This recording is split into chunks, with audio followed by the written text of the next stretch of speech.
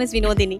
Okay, சொல்லுங்க Vinodhini, NS foundation conduct பண்ண rangoli fest for PCOS அவேர்னஸ்ல வந்து பார்ட்டிசிபேட் பண்ணி 3rd பிளேஸ் வந்திருக்கீங்க. ஸோ நீங்க எப்படி ஃபீல் பண்றீங்க? இந்த எக்ஸ்பீரியன்ஸ் எப்படி இருக்கு உங்களுக்கு?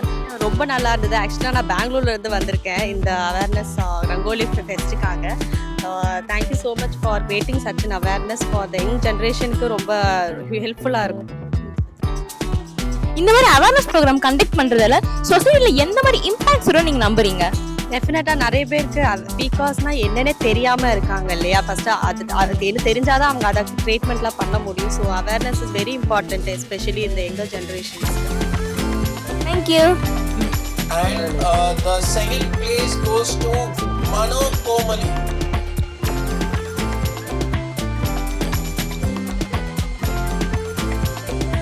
So congratulations. So cash prize fighter this trophy.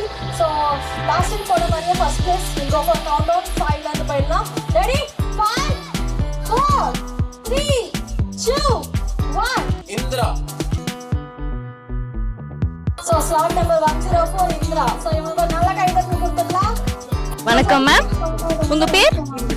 Okay, சொல்லுங்க இந்திரா, நீங்க வந்து NS ஃபவுண்டேஷன் கண்டக்ட் பண்ண ரங்கோலி ஃபெஸ்ட் ஃபார் PCOS அவேர்னஸ்ல பார்ட்டிசிபேட் பண்ணி வின்னர் வந்திருக்கீங்க. நீங்க எப்படி ஃபீல் பண்றீங்க? ரொம்ப சந்தோஷமாக இருக்கும் மேம். இதோட இது பற்றி எங்களுக்கு எதுவுமே தெரியாது. PCOS போட்டு எங்களோட மெயிலில் போய் சர்ச் பண்ணால் தான் இதோட அவேர்னஸ் என்னன்னு எங்களுக்கு புரியுது. எங்கள் பொண்ணுக்கும் இந்த ப்ராப்ளம் இருக்குது. பட் ஆனால் இது இவ்வளோ டெத்தாக போகும்னு எனக்கு தெரியல. பட் இது ஆப்ஷனிட் கொடுத்த இவங்க NS ஃபவுண்டேஷனுக்கு நான் ரொம்ப தேங்க்ஸ் பண்ணுறேன். ரொம்ப நன்றி. இந்த மாதிரி அவேர்னஸ் கிரியேட் பண்றதால சொசைட்டில எந்த மாதிரி இம்பாக்ட்ஸ் வரும் நீங்க நினைக்கிறீங்க? இப்போ மேடம், இப்போ வந்து ஒரு 50% இதை பற்றி தெரியும்னா, இப்போ இந்த மாதிரி நீங்கள் ப்ரோக்ராம் இந்த மாதிரி ரங்கோலி ஃபெஸ்டிவல் வச்சுருக்காங்க, ஒரு 100 பீப்புள்ஸ்க்கு இல்லை 100% பேருக்கு எல்லாருக்குமே தெரியும், இன்க்ளூட் ஜென்ஸ். அது கூட ஜென்ஸுக்கும் இந்த ஒரு ப்ராப்ளம் என்னன்னு அவங்களுக்கு புரிஞ்சுப்பாங்க. அதனால் தேங்க்யூ.